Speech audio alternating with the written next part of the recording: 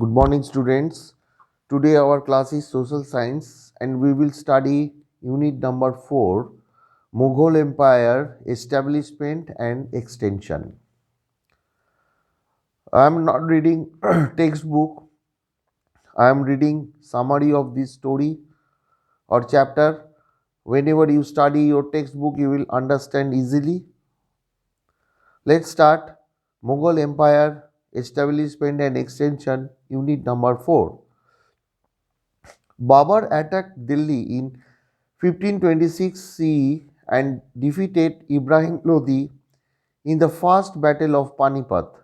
Thereby, the Mughal rule was established. Babur, 1526 to 1530 CE, defeated Rana Sangha in the Battle of Kanwa in 1527 CE. He laid the foundation of the Mughal power near Delhi and Agra. After illness, Babur died in 1530 CE. Humayun, 1530 to 1540 and 1555 to 1556 CE. Humayun ascended the throne in Delhi. Babur's empire was divided among Humayun and his brother Kamran. Humayun retained Delhi to himself. He struggled constantly against Kamran and the Afghans. Humayun was defeated by the Afghan leader Sher Shah Suri twice. He fled to save his life and went from place to place for 15 years. During this difficult time, Akbar was born in the palace of the king of Amarkot. Humayun regained power in 1555 CE. Sher Shah Suri, 1540 to 1545 CE.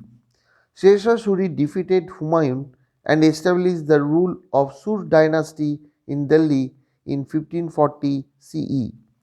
He expanded his empire from Kabul to Bengal and Malwa. He carried out many administrative reforms. After the death of Sher Shah, the rule of the Mughal dynasty was re-established. Akbar, 1556 to 1605 CE. Akbar ascended to the throne at the age of 13 after the death of his father Humayun. Bairam Khan, a faithful minister of Humayun, took care for administration on behalf of Akbar. Under the guidance of Bairam Khan, Akbar defeated Hemu in the Battle of Panipat and re-established the Mughal rule over Delhi. Akbar defeated Rana Pratap and secured Chittor and Ranthambore. He expanded the Mughal empire in the north from Kandahar, Kabul, and Kashmir, Khandadesh, Varhad, and Ahmednagar in the south. His empire extended from Balochistan in the west to the Brahmaputra in the east. Akbar maintained good relationship with the Rajput rulers and won their confidence.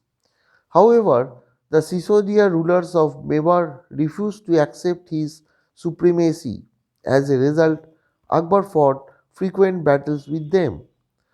After the death of Akbar, his son Prince Salim assumed the name Jahangir and ascended the throne.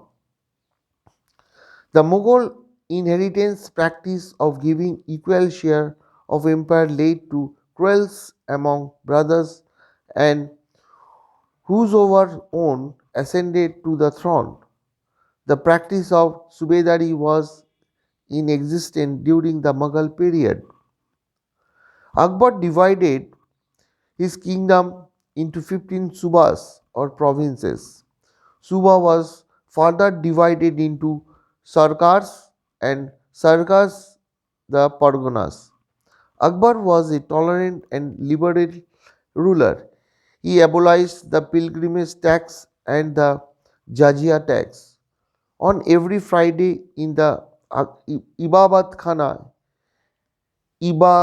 Khana at Fatehpur Sikri, he organized religious meeting of the representative of all religions.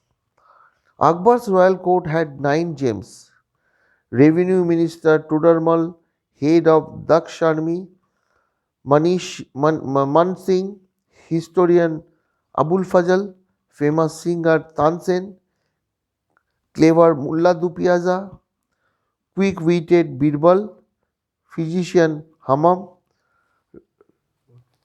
renowned poet Faizai, and Hindi verse writer Abdul Rahim were these 9 gems. Reforms of Sher Shah. In his rule of 5 years, Sher Shah introduced the following reforms. 1. He prepared a table of revenue with the help of Todarmal. The revenue was collected on the basis of type of land and production. Number 2. He abolished octroi or taxes. Number 3. He constructed highways between Agra and Bahrampur, Agra and Marwar, as well as Lahore to Multan. Number 4. Trees were planted on both the sides of roads. Inns and gates houses were constructed on highways. Number 5. He set up a mint house and minted uniform silver coins. Number 6. He introduced strict discipline in the army and ordered the army not to harass villagers and not to destroy their crops while marching. Number 7. He entrusted the responsibility of booking criminals to Kotwal. Heroic of Chittor. Maharana Pratap, the Sisodia ruler of Mewar, refused to accept the Mughal supremacy. There were many battles between Maharana Pratap and Akbar.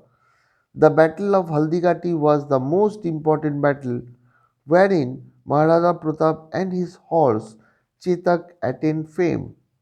Although Maharana Pratap lost the battle, he continued his struggle. He took the vow that till I get back Chittor, I will not sleep on bed.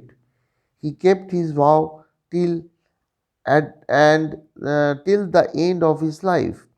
Maharana Pratap reorganized army with the help of his trusted advisor and Jain trader Bhamasa.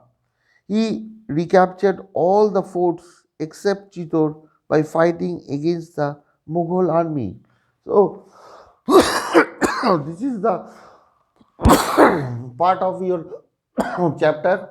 So, I hope you understand, and whenever you read your textbook, you will understand. Okay, see you.